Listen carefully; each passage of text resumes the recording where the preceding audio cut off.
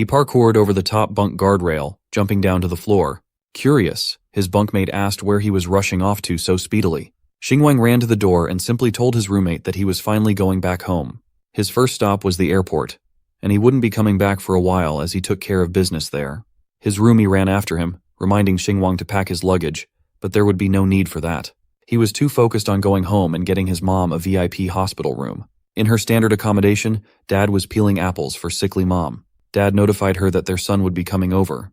That kid was so excited that he sent 100,000 yuan, which he allegedly earned through part-time work. Mom was worried that her son was getting mixed up in something illegal to earn that much from part-time gigs. Dad just laughed, as he knew his son too well. He knew that Xingwang was not the type of kid who would do something like that. Speaking of Xingwang, the rich blonde Gigachad burst into the room, making his flashy entrance. The look of worry was evident on his face as he asked how Mom was doing. He was a good son, who didn't want his mom to feel any discomfort whatsoever. She assured her boy that she was fine. She just needed minor surgery for her illness, but her vitals were promising. Dad had already guaranteed this on the phone, yet he still came all the way home, and it looked like he had run all the way to the hospital with how sweaty he was. As he handed a peeled apple to his boy, Dad worriedly asked how work was going and if he had any trouble with the bosses for taking leave. Xingwang chose to be honest and wholeheartedly confessed that he had quit his job. At first, his parents were shocked at such a drastic decision. Any parent would have reacted the same way. They did not reprimand him for doing so. They knew their Xingwang was a good son who would always land on his feet. They also knew that he had been through a lot in the city, but now he could take a good rest and eat well at home. Suddenly, Xingwang's worries melted under the reassuring words of his mom and dad. They truly were his safe harbor. They had always been understanding and supportive of him. He then asked his dad if the medical bills had been settled properly. Dad explained that most of the borrowed money had been paid yesterday after their call. He even wanted to transfer the 100,000 back to Xingwang so he could spend it on himself, as young men needed money for many things these days. Xingwang declined and told his dad to keep it for their expenses. As for the remaining unpaid debts, he would like to settle them and pay them back quickly too. Hearing that, Dad started feeling a little awkward as he mentioned the relatives they had borrowed from. Seeing how his dad was acting, Xingwang already had a bad feeling about this debt. There was a possibility that his father had to get a loan from his uncle, and that wasn't a good idea. He stormed out of the room with the intent of paying those people back immediately. Dad argued that he would find a way to pay them back soon, so Xingwang should just relax. He knew that his boy worked hard to save money, and he did not want to mess with his kid's future. Seeing the boys argue, Mom's tears started pouring down. She blamed herself for being sick and burdening the family. She knew how hard her kid had been working in the city, yet he was worrying about medical expenses. Xingwang had the habit of regularly sending money back to his parents while living a rough life away from home without complaint. He needed money to pay rent, socialize, and for everything else, yet he always put family first. Seeing his mom's tears, Xingwang tried his best to reassure her that he wasn't neglecting himself out there. Also, now that he had a new lucrative part-time job, also known as the system, there wouldn't be any need to worry about expenses ever. He could even afford to get the most authoritative specialist to treat his mom without worrying about the cost. But for now, he really wanted to go to his uncle's house to repay that nasty debt.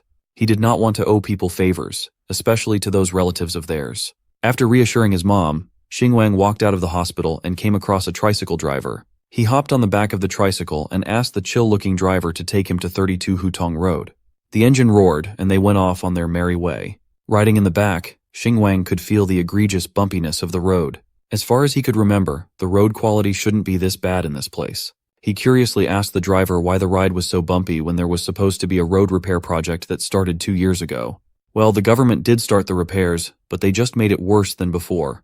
They said the contractors colluded with officials and ran away with the money halfway through the project, leaving the road torn up and unfinished. Hearing this blatant incompetence and corruption pissed Xingwang off. The higher-ups in this place were truly lawless. In a poor region in the middle of nowhere, things were always tough. He could not help but think that if his family weren't financially stable enough to support his education, he might have been stuck in this hellhole of a town forever. After the long and bumpy ride, Xingwang transferred 5 yuan to the kind driver. They used WeChat to remind him that they were in China. Xingwang looked at the luxurious house in front of him with annoyance. They were supposed to be relatives, but these people lived in a 100-square-meter mansion, while his family only had a few dozen square meters of brick and concrete. If it weren't for them taking all the money from his grandfather's relocation compensation, there would not be such a massive gap between their families. Now they even had to borrow money for medical expenses. He gnashed his teeth and proceeded to knock on the gate loudly. Surprisingly, A pretty young woman with red hair and questionable pants came out of the gate to answer. She knew Hang Xingwang and he knew her. Her name was Wang Ju. But why was she in his uncle's house in the first place? When he posed the tough question, Wang Ju just stood there as if she could not come up with a proper answer. But then Xingwang's cousin also showed his extremely punch-worthy face and put his arm around her shoulders. He arrogantly announced that Wang Ju was about to be Xingwang's cousin-in-law now. Xingwang did not really care about their relationship. He just wanted to see if his uncle was home so he could repay the debt and be done with it once and for all.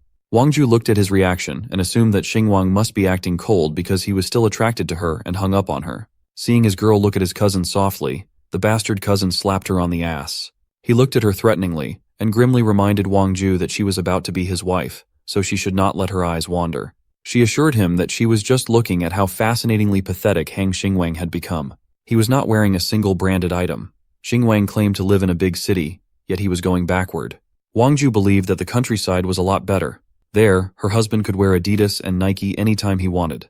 Her bro was flexing Adidas and Nike in front of 100 millionaires.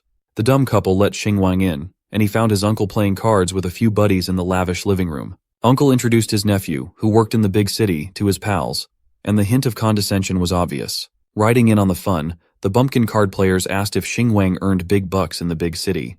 They knew some people who moved to the big cities and earned hundreds of thousands.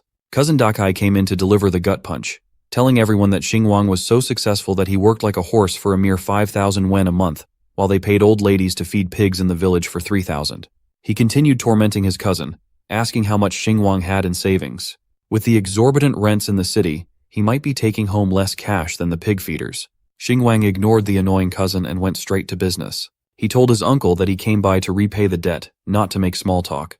Uncle was too focused on his cards, though. It looked like he was winning, after all. Uncle assured his nephew that there was no need to rush, as he understood how difficult it must be for Xingwang's family. He would be charging interest anyway, so this was not charity. Xingwang continued trying to be polite, but Uncle just refused to take his money. They all thought he was struggling with no cash to his name, but our boy was insistent.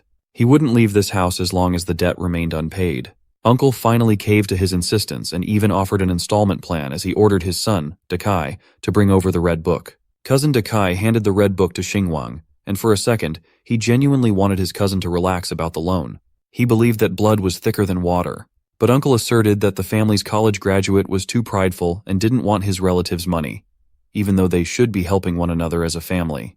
A moment later, Xingwang finished transferring 51,000 yuan to his uncle's account to cover the debt and interest. Uncle hurriedly checked his balance on his Nokia phone, and his eyes almost popped out of their sockets. The kid really did it. He really transferred the full amount. Surprised, he turned to Xingwang and curiously asked where he got the money from. Hang Xingwang headed for the door and simply answered that he earned it by working in the city. Cousin Dakai sneered and assumed that Xingwang was just being prideful at the cost of his mom's suffering. At this point, dignity should not matter. 51,000 could cost them their lives and savings. Sure, that might have been true a few days ago, but that was no longer the case. Wang Ju wrapped her arms around her man and proposed to see Xingwang off. She said she wanted to clear up any misunderstandings with him to avoid awkwardness now that they were family too. Dakai liked that idea. He wanted his girl to let Xingwang know his place. She quickly ran after our boy. Wang Ju had the nerve to tell him to stop holding on to any old feelings he might still have for her while acting like they didn't know each other anymore. The two of them used to be childhood friends. They grew up together, and she knew that he liked her the entire time, but she only ever saw him as a little brother. Soon she'd marry Dakai, so it would be best if Xingwang stopped his feelings for her. He looked at that witch like she was the most delusional person in the world. This girl had the audacity to give him a whole speech when he didn't even care about her. Not getting the hint, Wang Ju continued on. She said that it would be bad for his and the family's reputation if people heard about his feelings for her. It would go against common decency. Xingwang couldn't hold his laughter anymore. He tried hard to stifle it and turned to Wang Ju. He simply told her to go take a look at herself in the mirror. Cook that delusional fraud, brother. Of course Wang Ju was furious at such words, but Xingwang didn't care about that.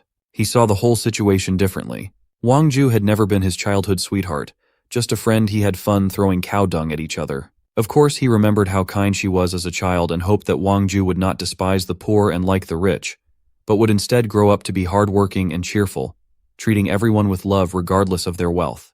But unfortunately in reality, she was no different from other greedy people like his uncle. Now he wasn't going to pretend like he didn't despise her. Wang Ju understood these words in her own way, certain that he was saying this because he didn't get her as a wife and that's why he was angry and trying to humiliate her. But she was ready to forgive him because she would soon be his sister-in-law, and she didn't want to fight with him. Let the past be the past, no matter what it was. Such an answer surprised Xingwang. Though what else could he expect from another greedy girl? He wasn't going to waste any more time on her and turned around to leave quickly. This attitude made Wang Ju even more furious. She had tried to appear friendly, but now her patience had run out and she wasn't going to pretend anymore. She quickly stood in front of Xingwang and asked what he was thinking to do. Does he really hope to become someone significant just because he graduated from a second-rate university and lives in the city? It's all useless, and he will never become as rich as his cousin no matter how hard he tries. Wang Ju thought she had long ago understood how life works. The rich like his uncle can live in luxury, in a house of hundreds of square meters, eat, drink, and relax. While poor people like Xingwang and his family are forced to cram in a small apartment, constantly in debt and working. For her, the choice was obvious. But even there, she didn't stop and remembered about Xingwang's mom, who was constantly sick and making their situation even worse with hospital bills. And neither $5,000 nor $15,000 would solve that problem. She's also sick of being nice and glad she could say all this to his face. Of course, Xingwang was pissed at this little witch who finally showed her real self. She doesn't even know what she's talking about when she thinks his uncle and cousin are the richest in the world, and brags about it like it's worth something. In reality, Xingwang and everyone else doesn't care about her and her future husband. And with her behavior, she just showed that she's just a narcissistic painted toad. Wang Ju didn't even know what to say and could only point her finger at our hero, trying to think of ways to humiliate him. But Xingwang was ahead of her. He had something else to say, because unlike her future husband, he is self-sufficient, works hard, is diligent and motivated, respects his parents, and does not treat people based on their wealth. And that's all much better than just the money his cousin has. And Wang Ju should stop acting like a crazy person and just look in the mirror. For exposing and putting in place another money-hungry witch, the system rewarded our hero with another house. However, there was one thing that the house was about to be demolished. It was a bit unexpected, but Xingwang was going to deal with it. Meanwhile, Wang Ju was not going to calm down, and kept pointing her finger at our hero saying all sorts of insults. He got fed up and grabbed her finger and pointed it back at her, advising her to stay in this house with her future husband and not to harm others. At this, he hurriedly walked away from this crazy girl.